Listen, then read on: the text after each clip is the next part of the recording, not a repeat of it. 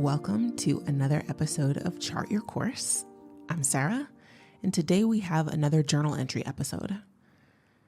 So this entry was from a time in my life when I was really ready for change. I had just turned down another desk job working for a wonderful public agency who does really great work in Philadelphia because I recognized too many triggering scenarios that I would have to deal with on the job that would encourage me to keep my old patterns and my poor coping mechanisms. And I was trying to break these patterns and mechanisms. So I struck back out on my own to do freelance consulting, and it was working. This is building a new foundation. For most of my life, I've let the world define my limits for me. When mass media said jump, I responded, which direction? Long, triple, high, double dutch, hopscotch? You name it, I can do it. It's not that I didn't trust my own internal compass. I didn't know how to do so without fearing that following through on it would blow everything in my life up to smithereens. For most of my life, there has been this ever-present internal tug to dream more, eat a little less, withdraw from the world to trust the voice within.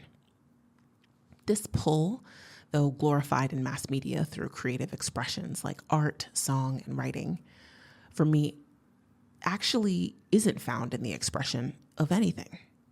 It's found in solace, which is, on its face, counterintuitive for an extroverted person.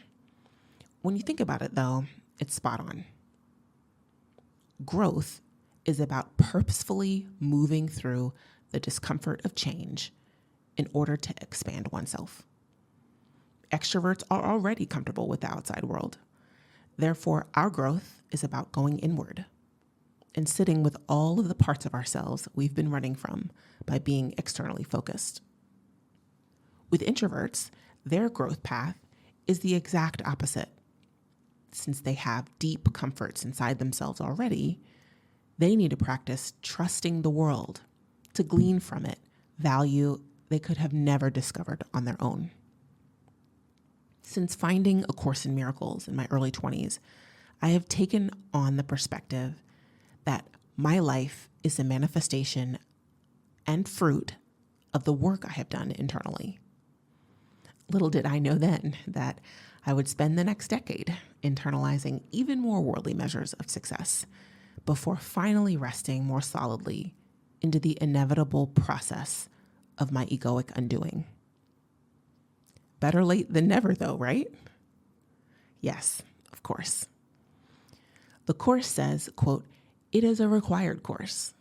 Only the time you take it is voluntary," unquote. In other words, nobody is getting out of this realm alive. So we can learn to love now whilst existing inside these human bodies, or learn it when we pass on to the next realm. But we're going to learn at some point, so it may as well be today. In actuality, relinquishing the world's definition of enough is super simple. If I spend enough quiet time in my own head without taking in any quick consumption mass media, I inevitably always arrive at the truth for myself and clearly understand what enough means to me. Enough to eat and drink, to work and rest, to interact socially, to move my body, and to spend additional time alone to stay connected to however enough presents at the time so as not to lose myself in the world's definitions once again. How freeing the feeling is of yielding to that inner knowing. The way I'm wired, though, is to always default to the world's programming. If I'm not consciously limiting my inputs from the world or regulating external expectations of how I show up in it for others, I will automatically cede my boundaries to those of whomever I'm interacting with. The hopeful news is when I do move through the initial discomfort of upsetting the many worldly structures, by setting my own definition of enough in work, friendships, family ties, etc., I always find my way back to peace. Always. My current task at hand is to keep moving through the deep discomfort I feel now, given that I have now reset my boundaries in nearly every arena of my life. Leaving a job, ending friendships, establishing familial boundaries, moving cross-country, getting married, you name it, and in the past 2 years, I have done it. Thanks, Saturn return. Now I'm in the midst of the work of living from this new template of what works for me, continuing to let myself feel the mourning of loss and the promise of growth with every aligned step. It's always popular to share positive changes in one's life that signify growth. When you actually live from that new space of growth, though, not everybody is going to be ready to come with you. Their growth paths may look different, and that's okay. For me, being personally accountable to the current version of myself, the upgraded version of myself, is what matters most.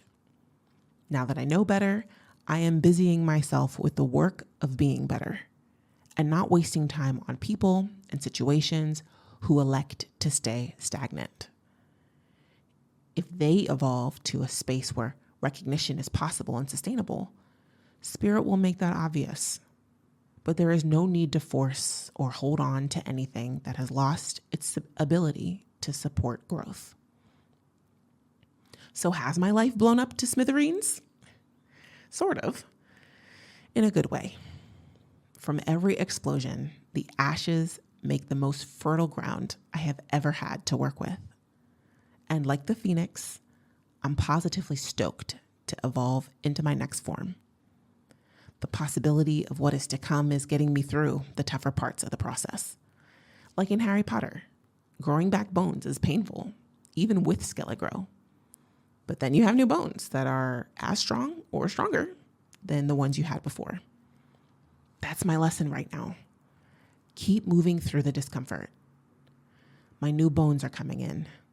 The new boundaries are emerging. The universe is ready to bless me with a brand new life foundation. I'm as ready as I'll ever be to stand on it.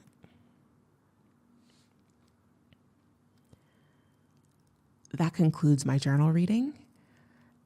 As a quick update, my life absolutely has been pieced back together again. We're about 4 years later now, in present day when I record this.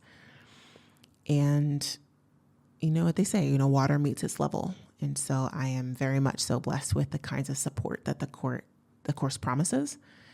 It took faith, it took the little willingness, and it still does day in and day out.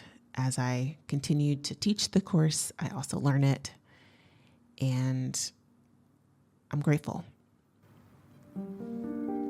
I am full of gratitude that you took the time to join me today to chart your course. This episode is just one method of accomplishing the task mentioned in Chapter 5, Section 1 in A Course in Miracles, to invite people to the Holy Spirit however they recognize it. As stated there, thoughts increase by being given away. The more who believe in them, the stronger they become.